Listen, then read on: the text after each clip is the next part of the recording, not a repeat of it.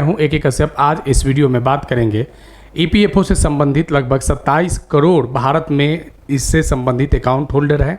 27 करोड़ इस account holder से संबंधित कुछ नए अपडेट यहां पे आए हैं। आज इस संदर्भ में जो चर्चा करने जा रहे हैं ये EPFO से जुड़ा हुआ कुछ महत्वपूर्ण विषय है और यहाँ पे EPFO कर्मचारियों की एक महत्वपूर्ण जो डिमांड रहा है वो डिमांड था मिनिमम पेंशन हाइक को लेकर।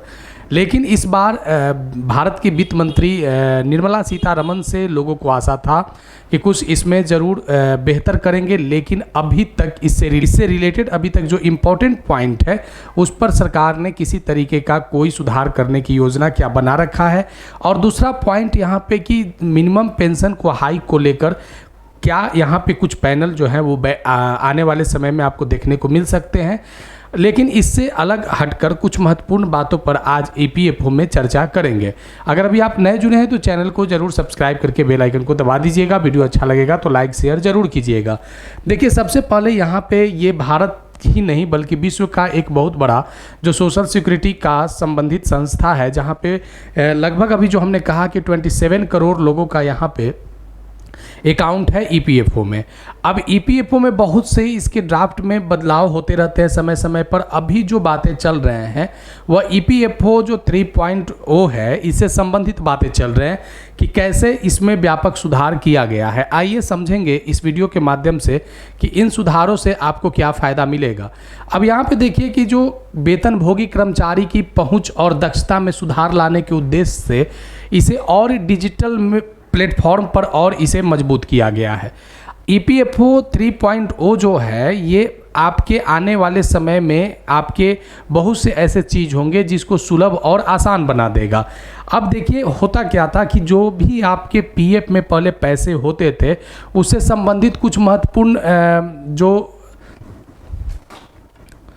पहले जो भी आपके PF में पैसे होते थे तो वे पैसे को आप विड्रॉवल जो ऑफलाइन के माध्यम से ही कर सकते थे। इसके अलावा बहुत से ऐसे OTP बेस्ड वेरिफिकेशन और इसके क्लेम सेटलमेंट बहुत से ऐसे पॉइंट थे जिस पर EPFO पेंशन भोगियों का या जो अकाउंट होल्डर थे उनको समय से ज़्यादा टाइम लग जाता था कुछ ऐसे प्रोसेस को कंप्लीट करने में।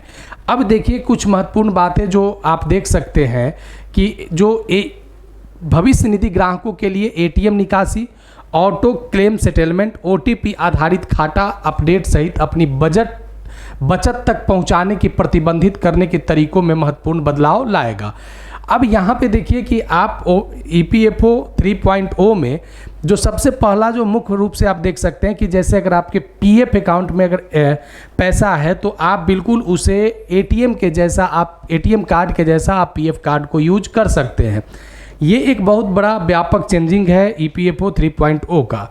इसके तहत आपको अपने पैसे की आवश्यकता के लिए आप अब स्वयं निर्धारित कर सकते हैं कि किस समय पर हम PF का पैसा निकाल सकते हैं।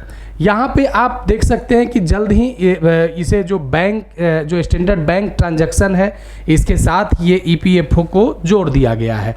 अब यहाँ पे आगे ज़रा देखिए कि फास्टर ऑटोमेटेड क्लेम सेटलमेंट। यहाँ पे क्लेम सेटलमेंट की प्रक्रिया जो था EPFO 3.0 से पहले काफ़ी स्लो रहता था। इस कारण से यहाँ पे क्लेम सेटलमेंट को इसमें लाया गया है जिससे जो मैनुअल इंटरवेंशन जो होता था, खास करके जो प्रोसेसिंग टाइम्स जो होते थे इसमें काफ़ी ज़्यादा मैनुअल इंटरवेंशन के कारण ज़्यादा समय लग जाता था। अब फास्टर ऑटोमेटेड क्लेम सेटलमेंट से फ़ायदा क्या होगा कि जल्द ही इसे सुलभ और सुगम प्रक्रिया के तहत इसे त्वरित कर लिया जाएगा। अब देखिए आगे यहाँ digital account correction. EPF account जो होल्डर हैं वह डिजिटली अपने पर्सनल डिटेल को अपडेट कर सकेंगे। पर्सनल डिटेल को अपडेट करने के लिए पहले उन्हें ऑफलाइन का सहारा लेना पड़ता था जिसमें नाम, डेट ऑफ बर्थ, अदर की information, eliminating the need of physical form submission, ये सभी जो प्रक्रिया हैं डिजिटली अकाउंट करेक्शन में कर सकते हैं। अब यहाँ देखिए कि OTP बेस्ड वेरिफिकेशन, यह एक EPFO 3.0 का एक महत्वपूर्ण पॉइंट है।